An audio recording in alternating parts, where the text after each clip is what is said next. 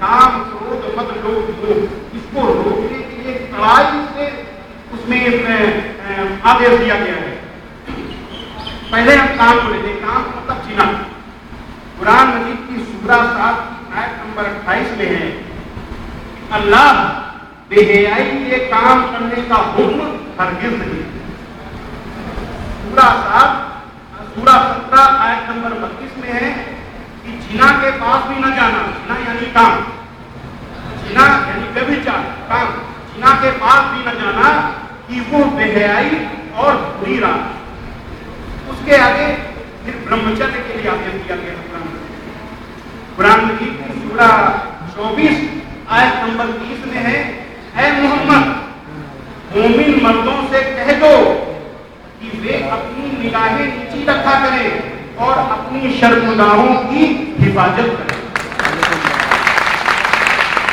यानी नजर से न किसी को बुरी नजर से देखो और न किसी को बुरी नजर से सोचो। यही है ब्रह्मचर्य। ब्रह्मचर्य के लिए सीधा सीधा आदेश अल्लाह ने दिया है अपने नबी को, या मुसलमानों से कह दो कि अपनी निगाहें नीची रखा करें और अपनी शर्मगाहों की हिफाजत करें। आगे अगर कोई ऐसा करता है तो उसके लिए अल्लाह ने दंड का ध्यान भी रखा है। सूरा 24 आयत नंबर 2 में है, व्यभिचार करने वाली औरत और व्यभिचार करने वाले मर्द दोनों में से हर एक को 100 कोड़े लगाओ और चाहिए कि उनकी सजा के वक्त मुसलमानों की एक जमात की मौजूद, जिससे सबक मिले कि इनको कोड़े क्यों पड़े। आज फांसी इस मुल्क में दी जाती है और फांसी कैसे दी जाती है, अब दूसरे दिन अखबार में आ जाता है कि 4 बजे फांसी दे देंगे। हमने पढ़ लिया कोई। सजा इसलिए दी जाती है कि सजा का खौफ हो और खौफ से अपराध रुके।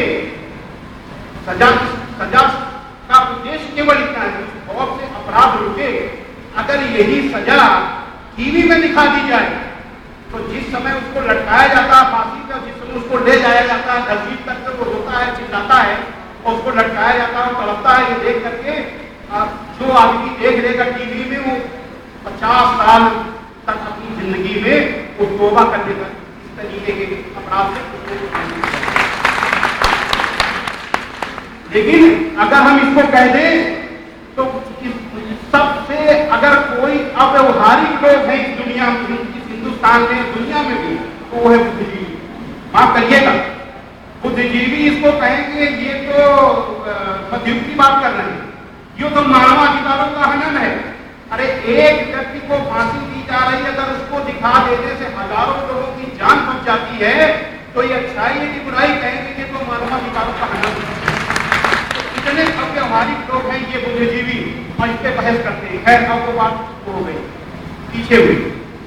तो ये आया इस्लाम में काम के बारे में कितनी रोक काम। अब क्रोध के बारे में दिया हुआ सूरा 3 आयत नंबर 134, उसमें है कि जो लोग खुशहाली और तंगी की हर हालत में अच्छे कामों के लिए खर्च करते हैं और गुस्से को रोकते हैं और लोगों के कसूरों को माफ करते हैं, तो अल्लाह ऐसे लोगों को पसंद करता है जो ऐसे अच्छे से अच्छा काम करते हैं। अब आ जाइए, हमारे जो नौजवान साथी ने कहा था, कुरान कह रही है अल्लाह ऐसे लोगों को पसंद करता है। कुरान का आदेश है कि जो लोग क्रोध को रोकते हैं, लेकिन मुसलमानों का गुस्सा पूरी दुनिया में मशहूर। मैंने पढ़ा, शुरू में पढ़ा कि अभी आपने रोजे रखे, रोजे की हालत में दिया हुआ है, हदीस है बुखारी शरीफ की, रोजे के हालत में अगर तुम्हें कोई गाली दे तो उससे कह दो, उससे बस इतना कह दो कि मैं रोजे से, आपको उसको कुछ नहीं कहना, मैं रोजे से।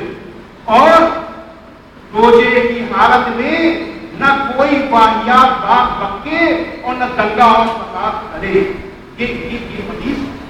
लेकिन क्या होगा, ये नासमझी की बात कर रहे हैं, ये नासमझ लोग जो इस्लाम को नहीं जानते, वो लोग ऐसा करते हैं।